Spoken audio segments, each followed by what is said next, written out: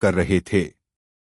उनके विशिष्ट व्यवहार के कारण जैसे ही वे प्रकट हुए, शराब खाने में मौजूद लोगों ने उन्हें तुरंत पहचान लिया, जिससे आधे शराब पीने वाले तुरंत भाग गए।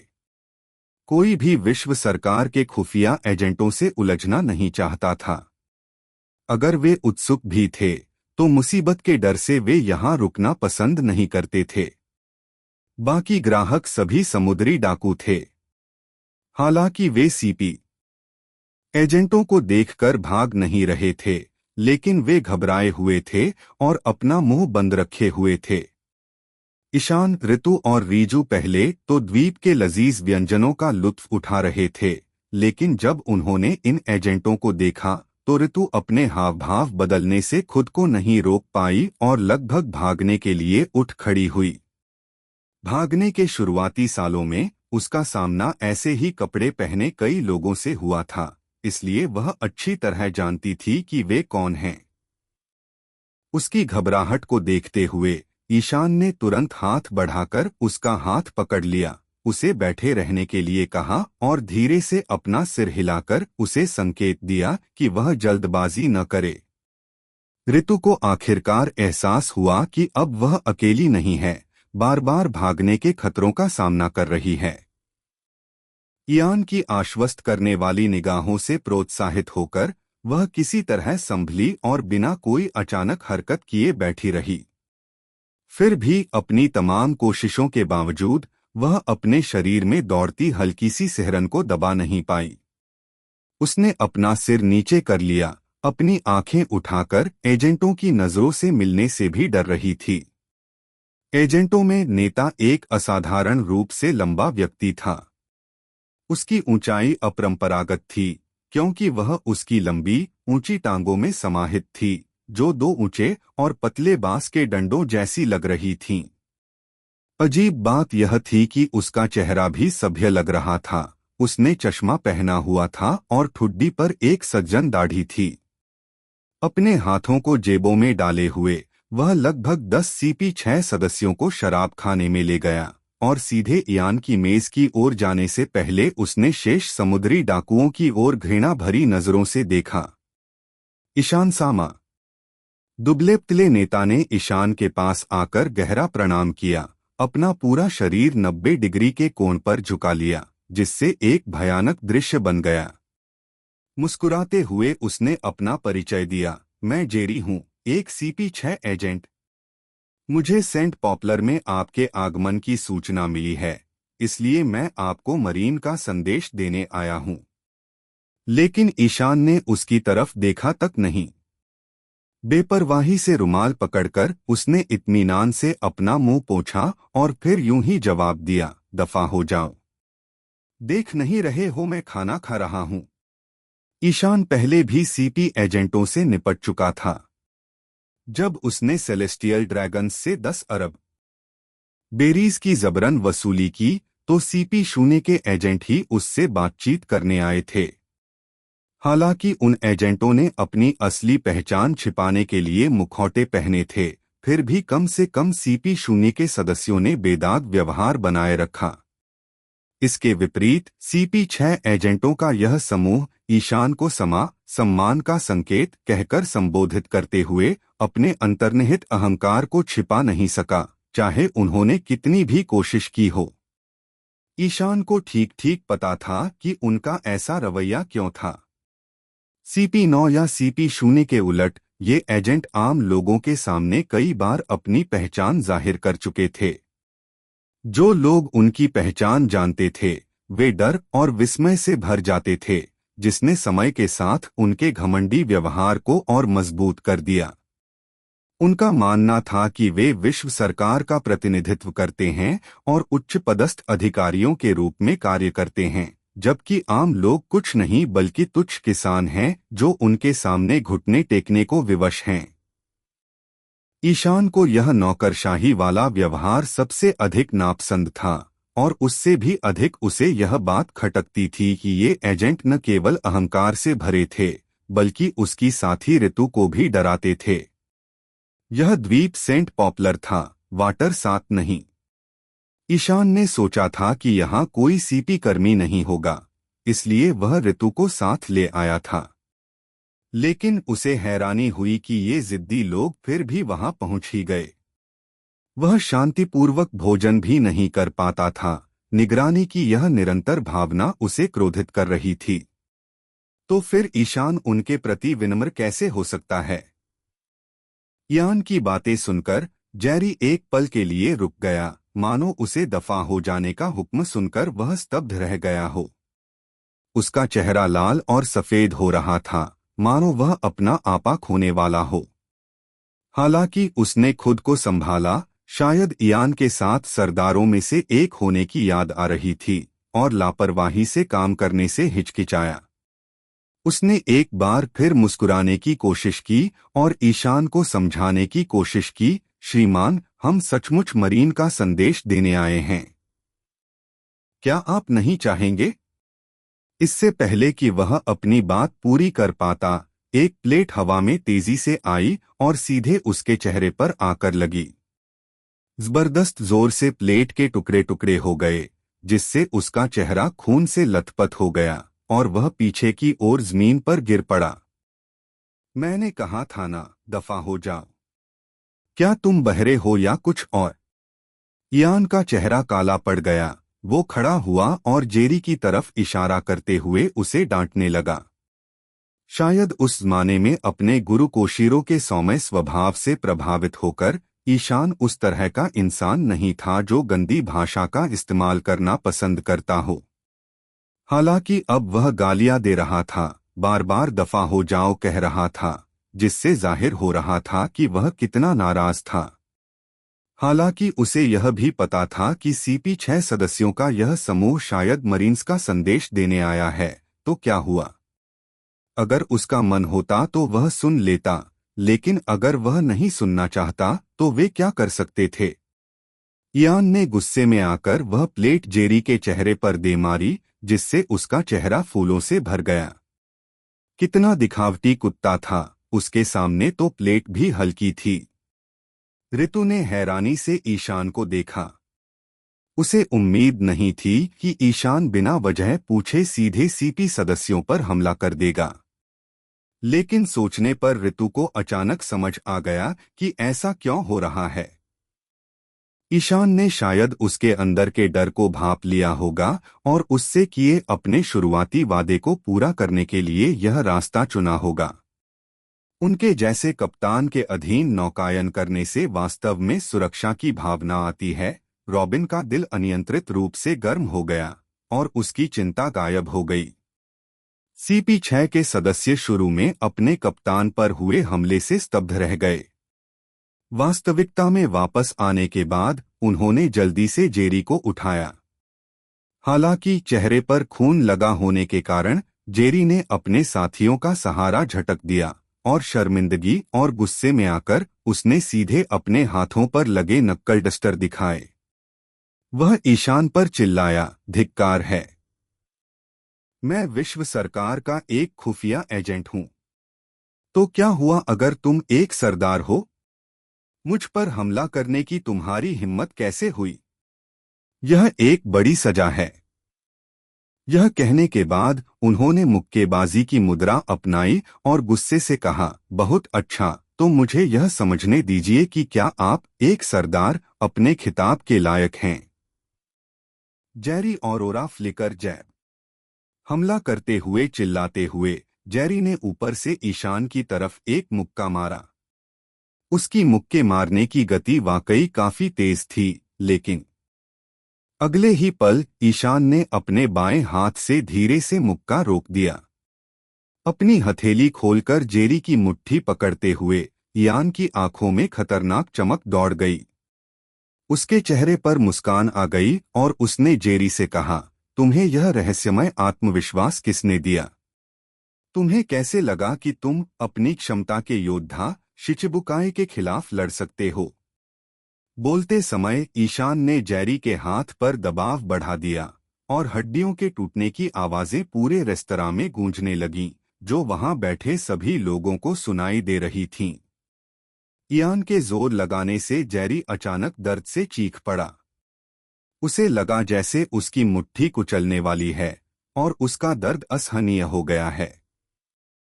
उसने बेतहाशा अपना हाथ वापस खींचने की कोशिश की, लेकिन इयान की पकड़ से छूट नहीं पाया। छोड़ो मुझे, छोड़ो! जेरी दर्द से चीखा, उसकी पीड़ा असहनीय थी। धड़ाम से वह घुटनों के बल गिर पड़ा। CP6 के अन्य सदस्यों को कुछ गड़बड़ का आभास हुआ और वे आगे बढ़े।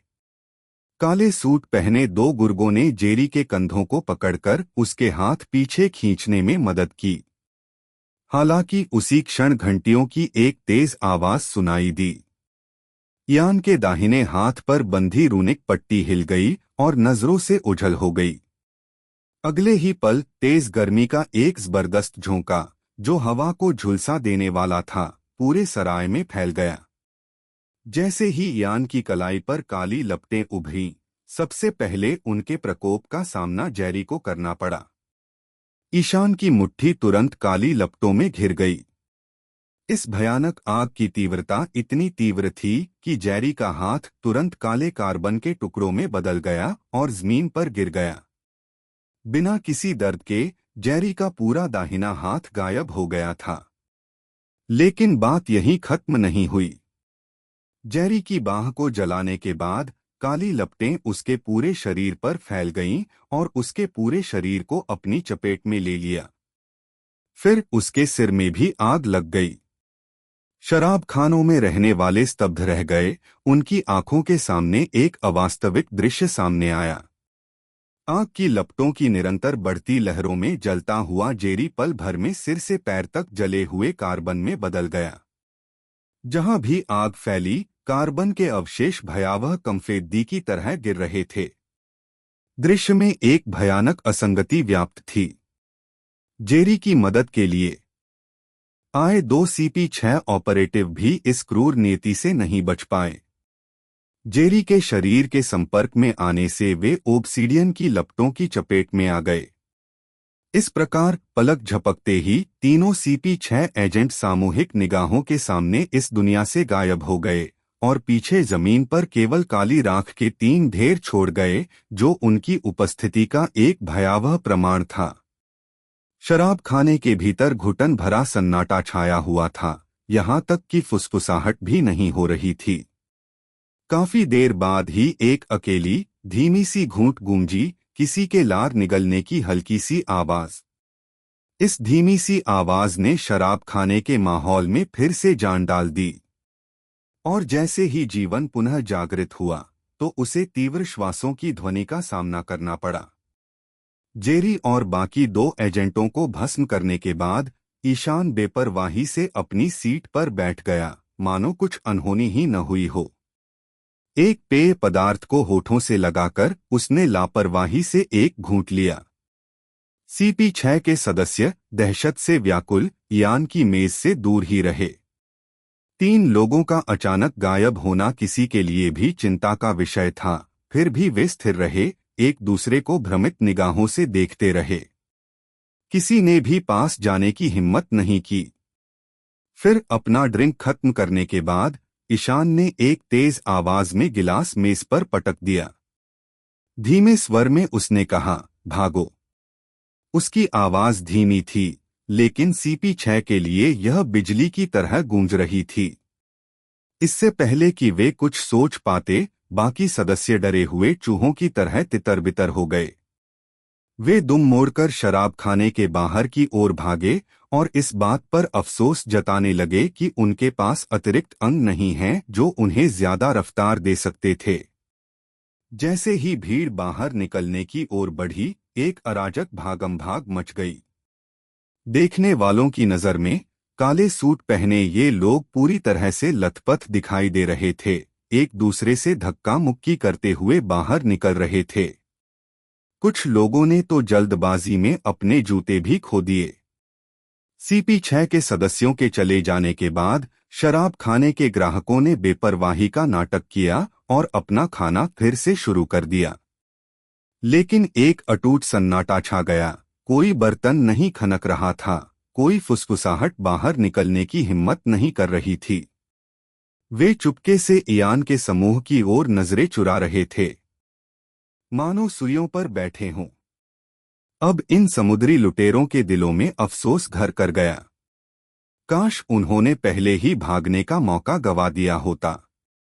उनकी जिज्ञासा ने उन्हें फंसा लिया था, जिससे अब भागना उनके लिए आसान नहीं रहा। इस मोड़ पर भागना साफ दिखाई देता।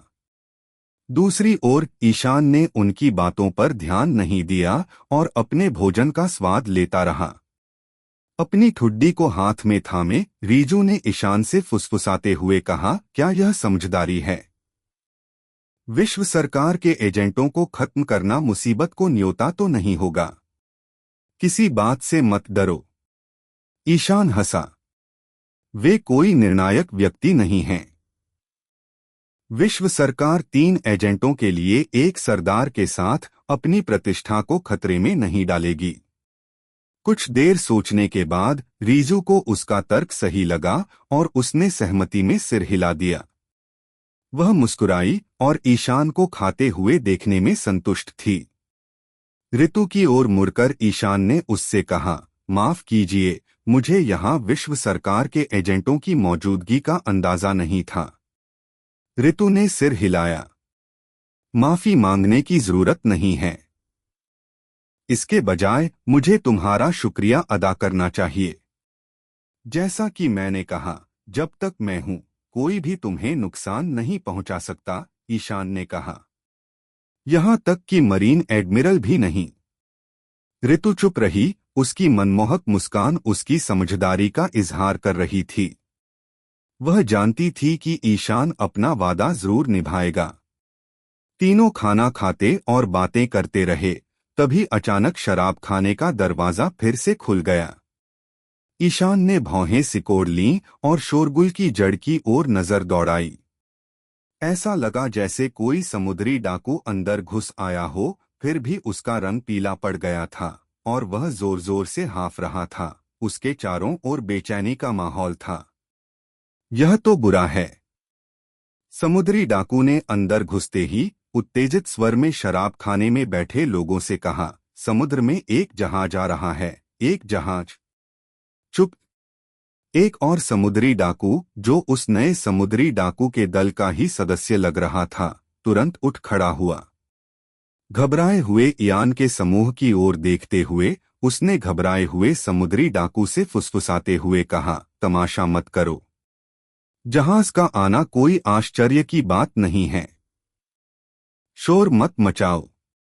हालांकि इससे पहले कि वह अपनी बात पूरी कर पाता, व्यथित समुद्री डाकू ने घबराहट में इशारा किया, वह जहाज लाल सेना है। शराब खाने के निवासी क्षण भर के लिए हैरान रह गए। आखिर लाल सेना क्या है? फिर भी अगले ही पल एक ज्यादा अनुभवी समुद्री डाकू याद आया और कांपती आवाज में अपने पैरों पर खड़ा हो गया, लाल फोर्स। लाल बालों वाले समुद्री डाकू। धमाका। शराब खाने में बैठे समुद्री लुटेरे अचानक स्तब्ध हो गए और उन्हें एहसास हुआ, क्या लाल बालों वाले समुद्री डाकुओं के प्रमुख दल को लाल बल नहीं कहा जाता था? वाह!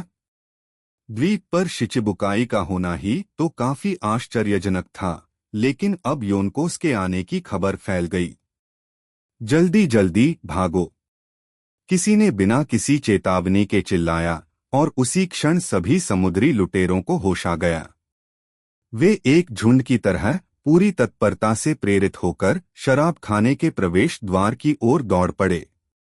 जैसा कि कोई भी उम्मीद कर सकता है, योंको भी समुद्री डाकू थे जो वहां मौजूद लोगों के सहयोगी थे, और इसलिए समुद्री डाकुओं को इतना घबराना या डरना नहीं चाहिए था। फिर भी विडंबना यह है कि योंको का नाम ही उन्हें डराने की सबसे बड़ी ताकत रखता था। योंको द्वारा संरक्षित द्वीपों की तरह योंको के न होने पर भी उनके झंडे की उपस्थिति मात्र से ही समुद्री लुटेरों की रूह कांप उठती थी और वे अराजकता और उपद्रव फैलाने से बच जाते थे। और तो और जब कोई असली योंको दिखाई देता था तब भी क्या होता था? यहाँ आगे बढ़ते हुए कौन जानता था कि वे योनको को नाराज कर देंगे और अनजाने में पूरे समुद्री डाकू दल को भयंकर परिणामों का सामना करना पड़ेगा। पल भर में ही मधुशाला पूरी तरह खाली हो गई, सिर्फ ईयान की तिकड़ी ही बची थी। यहाँ तक कि मधुशाला के कर्मचारी और मालिक भी शरण लेने लगे थे। ईशान इस तमाशे को देखता रहा, घटनाओं के अतिरंजित मोड़ से स्तब्ध। यह सब कुछ अवास्तविक सा लग रहा था। रीजू और ऋतु के चेहरे पर हैरानी के भाव थे, वे अपनी जिज्ञासा रोक नहीं पा रहे थे। उन्होंने ईशान की ओर मुड़कर पूछा, क्या हो रहा है? लाल बालों वाले समुद्री डाकू अचानक यहाँ क्यों आ गए? ईशान ने अनिश्चितता के भाव से हाथ ऊपर उठाते हुए कंधे उचका दिए। मुझे कैसे पता? क्या हमें भी चले जाना चाहिए? रीजू ने अपनी चिंता जाहिर की। तुम्हारा पहले कभी लाल बालों वाले समुद्री लुटेरों से वास्ता नहीं पड़ा है ना? कुछ देर सोचने के बाद ईशान ने सिर हिलाया। चिंता मत करो। लाल बालों वाले समुद्री डाकू कार्तिक या बड़ी माँ जितने मनमौजी नहीं हैं। जब तक हम उन्हें उकसाएंगे नहीं, वे हमारे लिए कोई खतरा नहीं बनेंगे। अपनी कटलरी नीचे रखते हुए ईशान मुस्कुराते हुए खड़ा हो गया। चलो, ग्रैंड लाइन्स के सबसे प्रतिष्ठित व्यक्ति को श्रद्धांजलि देने का समय आ गया है। सेंट पॉपुलर के बंदरगाह पर एनेल उस समय अपनी सुनहरी छड़ी के साथ खड़ा था और अपना सिर झुकाकर एक जहाज को देख रहा था जो समुद्र में कुछ ही दूरी पर दिखाई दिया था। यह एक ऐसा जहाज था जिसके दोनों ओर और आगे का हिस्सा लाल रंग से रंगा हुआ था और पतवार में कुछ खास खासियत नहीं थी। हालांकि आगे के हिस्से पर बना हुआ शीर्ष एक ड्रैगन के सिर जैसा दिखता था। एनेल को यह जहाज थोड़ा अजीब लगा। उसके पैरों के पास जमीन पर कई समुद्री डाकू छटपटा रहे थे। जैसा कि ईशान ने बताया था, ये समुद्री डाकू दुस्साहसी थे, जिन्हें लगा कि ईशान किनारे पर आकर अपना जहाज बिना सुरक्षा के छोड़ गया है। उन्होंने इस मौके का फायदा उठाकर उस सुनहरे जहाज को चुराने की कोशिश की, लेकिन बदकिस्मती से उनका सामना एनेल से हो गया और बिजली गिरने से वे मारे गए। एनेल की जिज्ञासा इसी स्थिति से उपजी थी। जहाज को जब्त करने के लिए आगे आए समुद्री लुटेरों की संख्या कुछ ही नहीं थी। हालांकि एनेल ने अभी अभी उस समूह को बिजली का झटका दिया था, फिर भी इन लोगों ने पीछे हटने का कोई संकेत नहीं दिया। लेकिन उसे आश्चर्य हुआ जब गहरे लाल रंग का यह जहाज समुद्र में दिखाई दिया तो बाकी समुद्री लुटेरों के हाव भाव अचानक बदल गए और वे झुंड की तरह तितर बितर होकर भाग गए। भागते समय वे कुछ ऐसे वाक्यांश बुदबुदा रहे थे जिन्हें समझने में एनील को कठिनाई हो रही थी। रेड फोर्स, योनको और रेड हेयर। योनको क्या था? शायद समुद्री डाकुओं के दल का नाम। एनेल अपना सिर झुकाए ड्रैगन सिर वाले जहाज को धीरे धीरे अपनी ओर आते देखता रहा।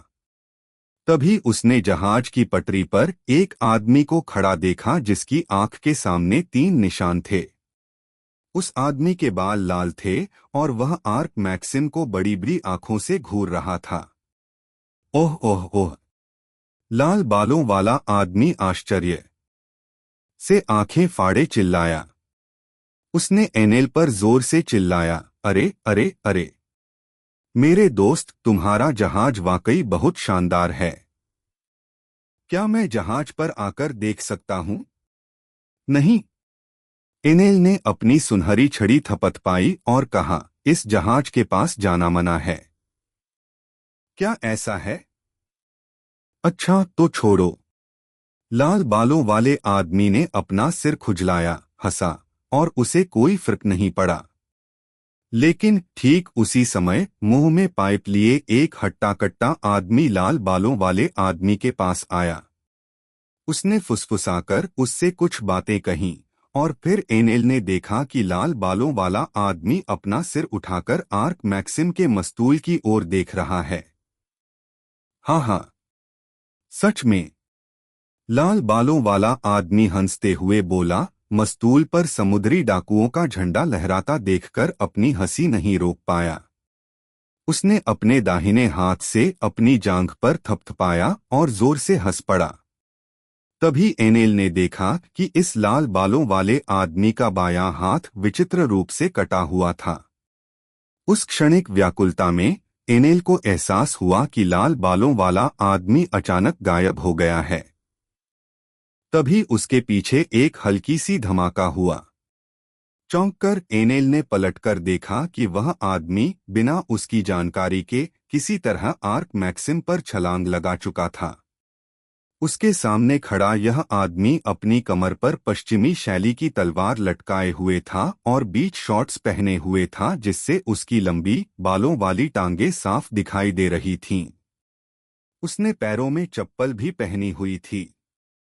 अपनी कुछ कुछ मैली कुचैली शक्ल के बावजूद एनेल बेवजह घबरा गया और उसने बचाव की मुद्रा अपनाते हुए सुनहरे डंडे पर अपनी पकड़ और मजबूत कर ली। आहा, टेंशन लेने की जरूरत नहीं है मेरे दोस्त। लाल बालों वाला आदमी खिलखिलाकर हंसा और एनेल से बोला, तुम ड्रैगन हंटर पायरेट्स का हिस्सा हो, है ना? मैं असल में तुम लोगों को ढूंढ रहा था। इतना कहते ही वह खुद को रोक नहीं पाया और शुद्ध सोने से बने केबिन को हाथ लगाकर देखा। मैंने सुना है कि तुम्हारे कप्तान के पास सिक्का सिक्का फल जैसी क्षमता है।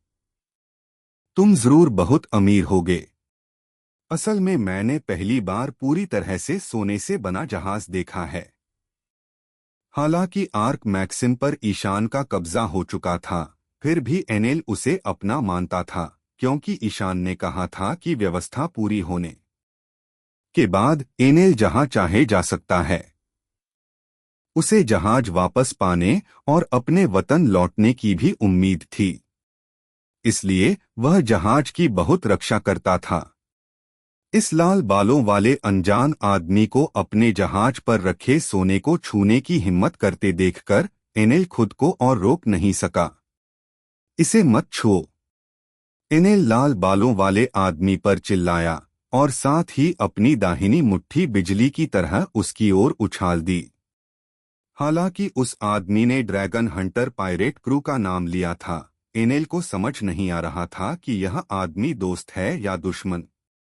अंतर्ज्ञान ने यह भी इशारा किया कि यह लाल बालों वाला आदमी कोई ऐसा इंसान नहीं था जिससे खिलवाड़ किया जा सके। इसलिए सावधानी बरतते हुए एनेल ने हमला कर दिया। इतना गंभीर क्यों? एनेल के बिजली के प्रहार का सामना करते हुए शरद खिलखिलाकर हंस पड़ा। उसने फुर्ती से अपनी कमर से पश्चिमी शैली की तलवार निकाली और एक तेज चटक ध्वनि के साथ उसे हवा में घुमा दिया, जिससे एनेल का बिजली का प्रहार आश्चर्यजनक रूप से तितर-बितर हो गया।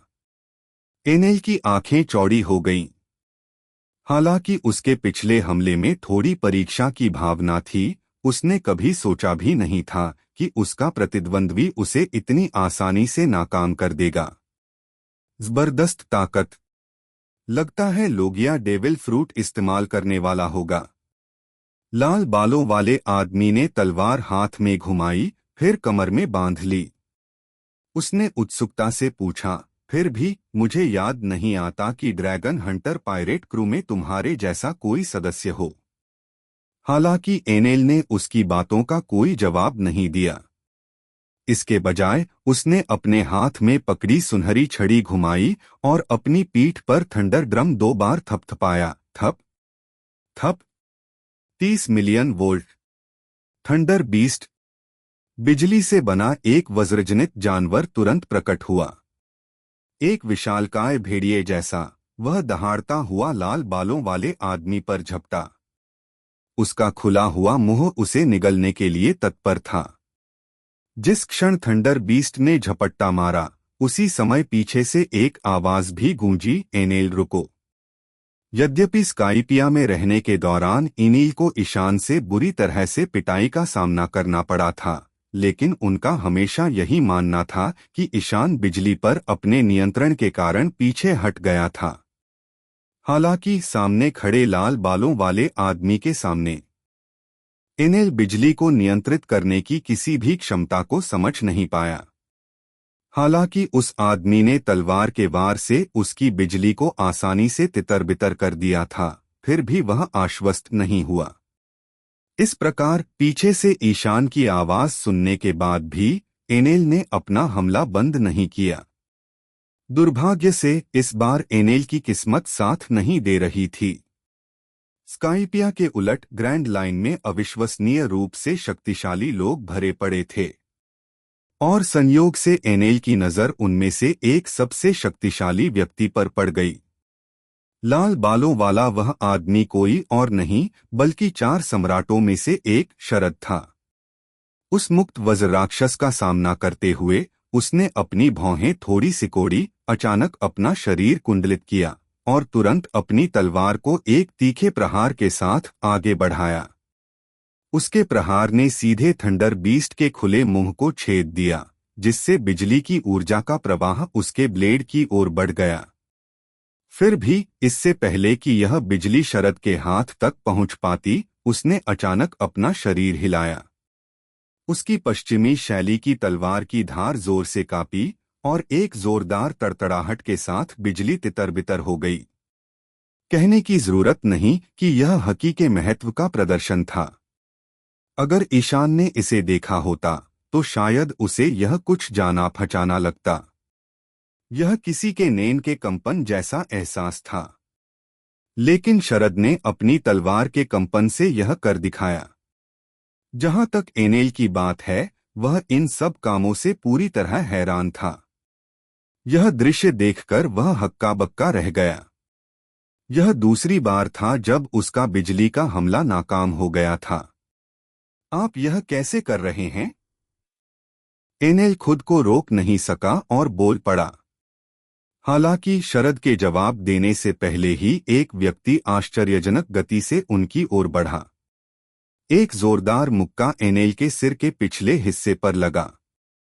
एनेल ने अपना सिर नीचे झुका लिया और उसे पकड़ लिया।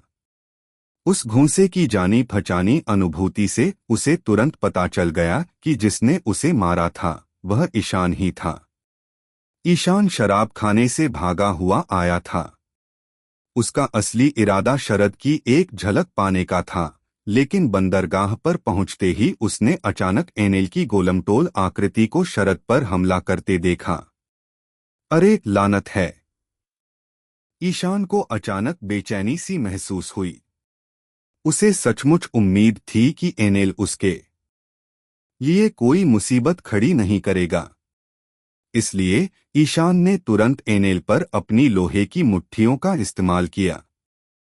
हैरानी की बात यह है कि इयान की मौजूदा हेडबट तकनीक वाइस एडमिरल गार्प की फिस्ट ऑफ लव से काफी मिलती जुलती थी। एनेल को शांत करने के बाद ईशान ने राहत की सांस ली। उसने अपना सिर उठाया और सामने शरद पर नजर गड़ा दी। आहा! शरद को हाल ही का नजारा मजेदार लगा। वह जोर से हंसा और ईशान से बोला, तुम ब्लैक ड्रैगन हो ईशान, है ना? आखिरकार हम मिल ही गए। हम? इस बार ईशान ही हैरान था। उसने हैरानी से पूछा, तुम मुझे जानते हो? हाँ जरूर। शरद ने अपनी तलवार म्यान में रखी और बोला, इस बार मैं खास तौर पर तुम्हें और आरव को ढूंढने आया हूं। मुझे और आरव को ढूंढने के लिए। इयान की तेजतर्रार बुद्धि ने काम किया और वह अचानक बोल पड़ा, क्या यह ब्लैकबियर्ड के बारे में है? शरद ने सिर हिलाकर पुष्टि की, बिल्कुल। यह कहकर वह डेक पर रखी मेज पर जाकर बैठ गया। उसने बगल वाली कुर्सी थपथपाई और ईशान को इशारा किया, आओ बैठो नौजवान। तुम एक सरदार हो, फिर भी हमारे बीच कोई दुश्मनी नहीं है। आखिर हॉकाई मिहॉक से मेरी अच्छी दोस्ती है। ईशान ने प्रस्ताव ठुकराया नहीं। वह आगे बढ़ा और दी गई कुर्सी पर बैठ गया। उसी समय रीजू और ऋतु जहाज पर पहुंच गए थे। चारों सम्राटों में से एक से सामना होने पर उन्हें थोड़ी बेचैनी महसूस हुई, फिर भी वे महेश से कुछ पेय पदार्थ लेने केबिन की ओर चल पड़े। जैसे ही वे अपनी सीटों पर बैठे, ईशान को आखिरकार एहसास हुआ। उसे एहसास हुआ कि मिहॉक से मुलाकात के बाद उसके गुरु शायद शरद को ढूंढने गए थे। ईशान गलत नहीं था। इस बार शरद के बाहर आने की वजह दरअसल यही थी कि तेजस ड्रैक्यूल मिहॉक से मिलने के बाद इन दोनों राक्षसों की मुलाकात हुई थी। इस अचानक लिए गए फैसले ने शरद को ईशान को ढूंढने के लिए प्रेरित किया। हालांकि यह तथ्य कि वे सेंट पॉपुलर में मिले थे वास्तव में संयोग था, इसलिए नहीं कि शरद ने इसका पूर्वानुमान लगाया था। सच तो यह है कि जब ईशान ने ब्लैकबियर्ड टीच का पीछा करने के लिए आरव के साथ मिलकर काम करने का फैसला किया, तब एक मोड़ आ चुका था। शुरुआत में अगर आरव अकेले टीच का पीछा करता तो शरद अंततः व्हाइटबियर्ड एकलव्य न्यूगेट से मिलने और उसे ब्लैकबियर्ड से उत्पन्न खतरे के बारे में बताने का फैसला करता। उसे उम्मीद होती कि व्हाइटबियर्ड आरव को वापस बुला लेगा और उसे ब्लैकबियर्ड का पीछा करने से रोक देगा। आरव ने आखिरी बार शरद से ललित को बचाने के लिए आभार व्यक्त करने के लिए मुलाकात की थी। हालांकि इससे आरव और शरद के बीच एक हद तक जान पहचान तो हो गई थी, लेकिन शरद ने कभी भी आरव से सीधे संपर्क करके उसे अपना पीछा छोड़ने के लिए मनाने के बारे में नहीं सोचा था। ऐसा इसलिए था क्योंकि शरद जानता था कि आरव व्हाइटबियर्ड पायरेट्स का सदस्य है। आरव को उसका पीछा छोड़ने के लिए मनाने वाला एकमात्र व्यक्ति व्हाइटबियर्ड ही था। अगर शरद ने सीधे आरव से संपर्क भी किया होता तो भी वह ऐस का मन नहीं बदल पाता। तो शुरू में शरद का इरादा व्हाइटबियर्ड से मिलने के लिए नई दुनिया की यात्रा करने का था। उस समय शरद को पहले से ही पता था कि आरव ईशान के साथ ब्लैकबियर्ड का पीछा कर रहा है, लेकिन उसने अपनी योजना नहीं बदली थी। वजह साफ थी।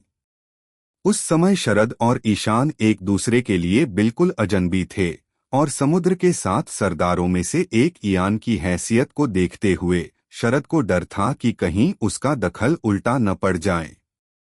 हालांकि जब इस अच्छे दोस्त तेजस ने शरद से संपर्क किया और ईशान के साथ अपने रिश्ते का खुलासा किया, तो शरद ने अपनी योजना बदल दी। जो यों को बन सकते हैं, उनका अपना गौरव होता है। शरद व्हाइटबियर्ड के चरित्र से अच्छी तरह वाकिफ था। वह जानता था कि अगर वह एक युवा पीढ़ी का व्यक्ति व्हाइटबियर्ड से संपर्क करेगा तो शायद वह उसकी सलाह न माने। शरद व्हाइटबियर्ड से मिलने का रास्ता आखिरी विकल्प के तौर पर ही चुनता। हालांकि अब उसके पास तेजस और ईशान के बीच के रिश्ते का फायदा उठाकर उनसे संपर्क करने का एक बेहतर विकल्प था। शरद जानता था कि ईशान व्हाइटबियर्ड पायरेट्स में शामिल होने ही वाला है और ऐस का सबसे करीबी दोस्त भाई था। अगर वह ईशान को मना लेता तो शायद आरव भी ब्लैकबियर्ड का पीछा छोड़ देता। यही उनके अचानक चले जाने का कारण था। उस समय उनकी हरकतों से उन पर नजर रख रहे मरीन जहाज भी चौंक गए और रेड हेयर पायरेट्स की गतिविधियों के बारे में मरीन मुख्यालय को आनन फानन में रिपोर्ट भेजनी पड़ी। हालांकि उस समय शरद की ईशान के बारे में समझ सीमित थी। समुद्र के 7 सरदारों में से एक ईशान के बारे में उसकी जानकारी सीमित थी। हालांकि वह जानता था कि ईशान का मरीन एडमिरलों से झगड़ा हुआ था और वह अज्ञात कारणों से सरदार बन गया था, लेकिन वह ईशान से कभी ठीक से नहीं मिला था। उसे इयान की क्षमताओं का कोई खास अंदाजा नहीं था। शरद के दृष्टिकोण से भले ही ईशान और आरव ने ब्लैकबियर्ड का पीछा करने के लिए टीम बनाई हो, लेकिन ब्लैकबियर्ड के विश्वासघाती स्वभाव को देखते हुए परेशानी की संभावना बहुत अधिक थी। फिर भी शरद को आश्चर्य हुआ कि जब वह अलाबस्ता द्वीप के पास पहुंचा तो अचानक खबर आई ईशान और आरव ने ब्लैकबर्ड समुद्री डाकुओं को सफलतापूर्वक पकड़ लिया था और उन्हें व्हाइटबर्ड समुद्री डाकुओं के सदस्यों को सौंप दिया था। इस खबर ने निश्चित रूप से शरद को हतप्रभ कर दिया, क्योंकि यह उनकी उम्मीदों से परे थी। ब्लैकबर्ड्स के पकड़े जाने की खबर की पुष्टि के साथ ईशान और आरव को ढूंढने का शरद का मूल इरादा स्वाभाविक रूप से विफल हो गया। इसलिए सावधानीपूर्वक विचार करने के बाद शरद ने आगे की स्थिति पर नजर रखने का निर्णय लिया। इसके अलावा यह जानने के बाद कि ईशान और आरव अलबस्ता से चले गए हैं, शरद अब उनका पीछा नहीं कर सकता था और उसे अपना रास्ता बदलना पड़ा। यही कारण है कि मरीन रिपोर्ट में कहा गया है कि रेड हेयर पायरेट्स ने अचानक दिशा बदल दी। पहले ईशान और आरव जया द्वीप की ओर जा रहे थे, लेकिन शरद उन्हें ढूंढने के अपने उद्देश्य से भटक गया था, इसलिए उसके पास जया द्वीप के आसपास रुकने का कोई कारण नहीं था। संयोग से उनके जहाज रेड फोर्स को यात्रा के दौरान एक चट्टान से टकराने के कारण कुछ नुकसान हुआ था। इस वजह से शरद ने जहाज की मरम्मत के लिए उच्च गुणवत्ता वाली लकड़ी लाने के लिए वाटर 7 की ओर रुख किया। हालांकि शरद ने खुद भी यह अनुमान नहीं लगाया था कि सेंट पॉपुलर जाते समय इयान का जहाज मूल योजना के अनुसार जया द्वीप नहीं गया था। दुर्भाग्य से वह अनजाने में लफी के स्काइपिया की एक साहसिक यात्रा में फंस गया। वापसी की यात्रा में एनेल के आर्क मैक्सिम के अधिग्रहण के कारण उनका मार्ग बदल दिया गया, जिससे वे सेंट पॉपुलर की ओर चल पड़े। शुरुआत में शरद ने आर्क मैक्सिम पर लटके समुद्री डाकुओं के झंडे पर ध्यान नहीं दिया था। वह सुनहरे रंग के जहाज के आकर्षण से मोहित हो गया था। हालांकि उसके पहले साथी बेन बेकमैन, जो एक करिश्माई पाइप पीने वाले चाचा थे, ने इसे देख लिया और शरद को इसकी सूचना दी। हंटिंग ड्रैगन पायरेट्स जहाज के अचानक प्रकट होने से शरद अचंभित रह गया। उसके लिए यह भाग्य का एक अप्रत्याशित मोड़ था। वह जानबूझकर खोज करने निकला था, लेकिन रास्ते में नहीं मिला था, और जब उसने सक्रिय रूप से खोज बंद कर दी थी, तभी भाग्य ने अपना हाथ बढ़ाया और उनकी मुलाकात हो गई। बहरहाल हालात चाहे जो भी हों, अब जब वे एक दूसरे से मिल ही चुके थे, शरद ने ईशान से बातचीत करने का फैसला किया। वह सचमुच ईशान के बारे में जानने को उत्सुक था। शरद के पुराने दोस्त तेजस ने अचानक ही एक भतीजे से मिलवाया था और खुशी खुशी शरद के साथ ड्रिंक भी की थी।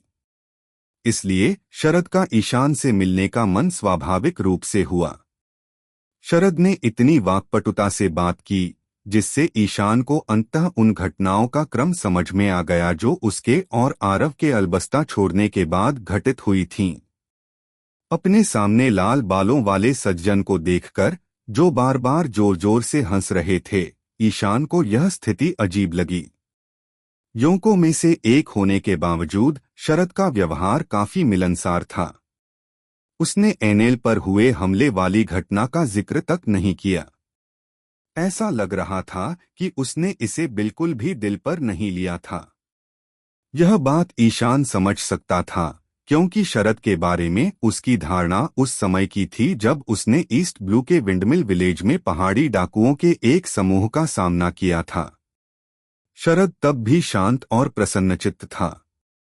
हालांकि इसका मतलब यह नहीं था कि शरद को कोई नुकसान नहीं था, बल्कि जब तक ये उकसावे उसकी निजी सीमाओं का उल्लंघन नहीं करते थे, वह उन्हें अनदेखा कर देता था। इस बेफिक्र स्वभाव ने ईशान को किसी परिचित लफी की याद दिला दी। ऐसा लग रहा था कि ललित पर शरद के व्यक्तित्व का प्रभाव पड़ा होगा। इससे एक सवाल उठा, शरद पर इस तरह का प्रभाव किसने डाला था?